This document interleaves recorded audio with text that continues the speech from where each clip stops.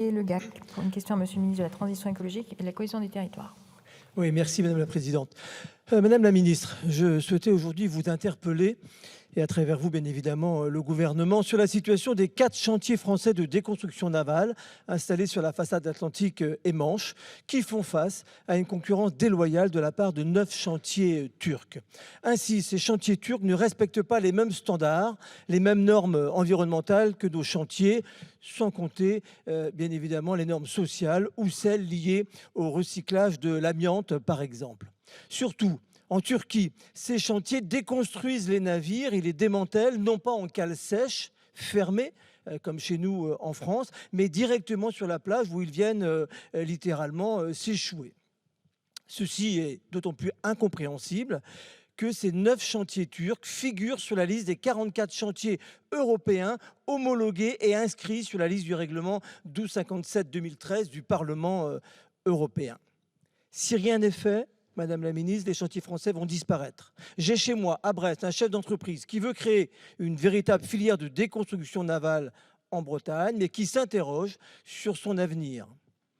Très récemment encore, Orange Marine, une compagnie française de câbliers marins très connue, vient de signer un marché de déconstruction avec un chantier turc parce que le prix proposé défiait toute concurrence de prix.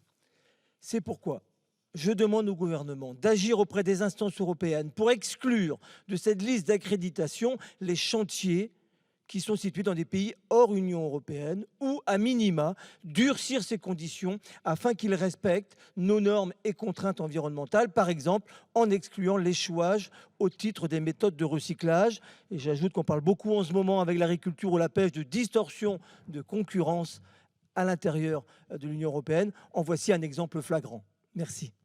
Merci, Monsieur le député. La parole est à Madame la Ministre.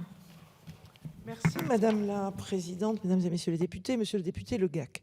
Le règlement européen sur le recyclage des navires vise à rendre le recyclage des navires plus sûr, plus écologique, mieux encadré et que ces navires soient démantelés en Europe ou en dehors de ses frontières. Vous avez bien raison. Pour cela, il instaure une liste de chantiers de déconstruction navale conforme à un cahier des charges défini et soumis à inspection préalable et contrôle tout au long de leur inscription sur cette liste.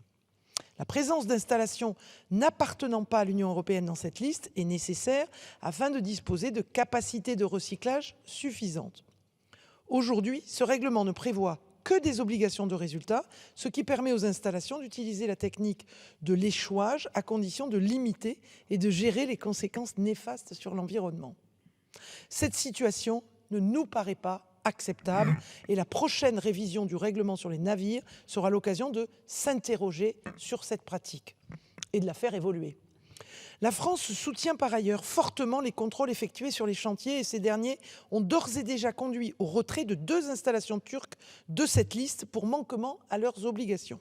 Il est toutefois nécessaire de maintenir un haut niveau de contrôle sur les pratiques de ces chantiers et c'est pourquoi le gouvernement a demandé à la Commission européenne de mettre en place des contrôles inopinés et fréquents sur le démantèlement des bateaux dans tous les chantiers turcs inscrits sur la liste. Les premières inspections inopinées seront menées dès cette année.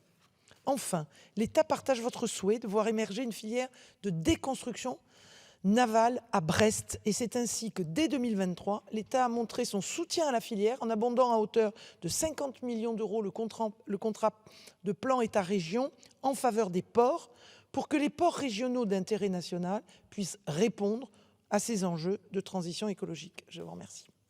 Merci, Madame la Ministre. Monsieur le député. Merci Madame la Présidente. Merci Madame la Ministre pour cette réponse précise.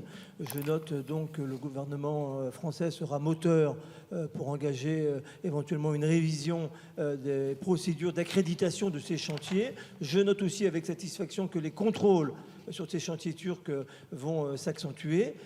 C'est absolument nécessaire. On ne peut pas aujourd'hui décemment, alors que nous on nous impose des normes environnementales très strictes. En ce moment, les marins pêcheurs ne peuvent pas, sont coincés et sont bloqués à quai pour des normes environnementales, voir les bateaux se déconstruire sur la plage comme cela directement avec toutes les conséquences liées à l'environnement. Donc je serai très vigilant effectivement dans les semaines, les mois à venir sur la position du gouvernement français. Merci beaucoup. Merci, monsieur le député. La parole